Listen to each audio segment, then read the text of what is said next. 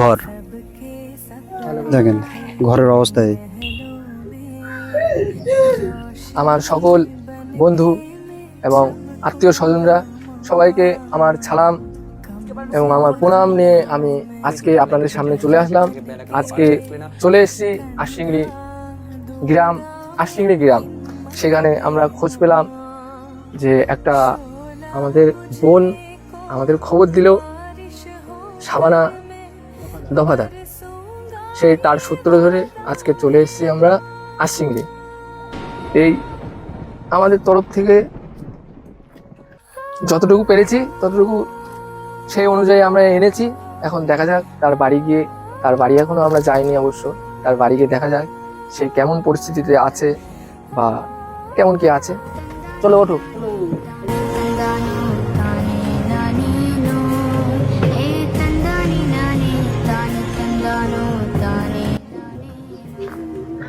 আসসালামু আলাইকুম। ভালো আছেন? শরীর ভালো? আমার শরীর চোখের জন্য একটা চোখের সমস্যা। চোখটা একেবারে কালো মনে টনে কিছু নেই।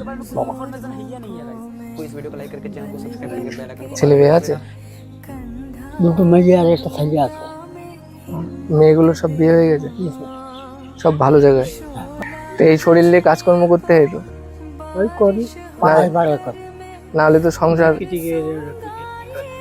কিভাবে সংসার চলবে, তাই তো? এরকম চালাই, এরকম চালাই, এরকম খেদমত করি, এরকম সব করি। উনি অচল, তাই তো? চলতে পারে না, কথা বলতে পারে না, না কথা চলি না, কথা বলতে পারে না। কত কত কষ্ট, কতদিন, অনেক দিন ধরে পড়ে আছে। 10 বছর এইভাবে যাচ্ছে। আপনি দেখাশোনা করেন, তাই তো? আমি দেখাশোনা করি। আমরা আসলাম আজকে, প্রথম দেখতে আসলাম তোমার, আবার আসবো। তবে আজকে আসলাম, ঠিক আছে, আবার আসবো। আজকে একটু আজকে দেখা সাক্ষাৎ করতে আসলাম তোমার সাথে। হ্যাঁ, তবে কিছু নিয়ে এসেছি তোমার জন্য, ঠিক আছে? সেইটুকু নিয়ে আল্লাহর কাছে দোয়া করো, সামনে যেন আমরা আরো বড় হতে পারি আর তোমাদের মতন মানুষের পাশে থাকতে পারি। আবার আসবো।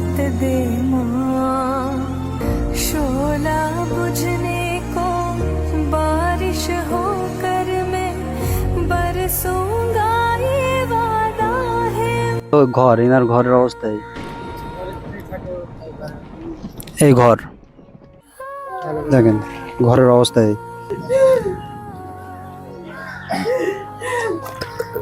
এটা কাটে যে আর কিছু কিনে নিয়ে আনি, ঠিক আছে? আমরা তো সবকিছু আনতে পারিনি, আমার আসবে।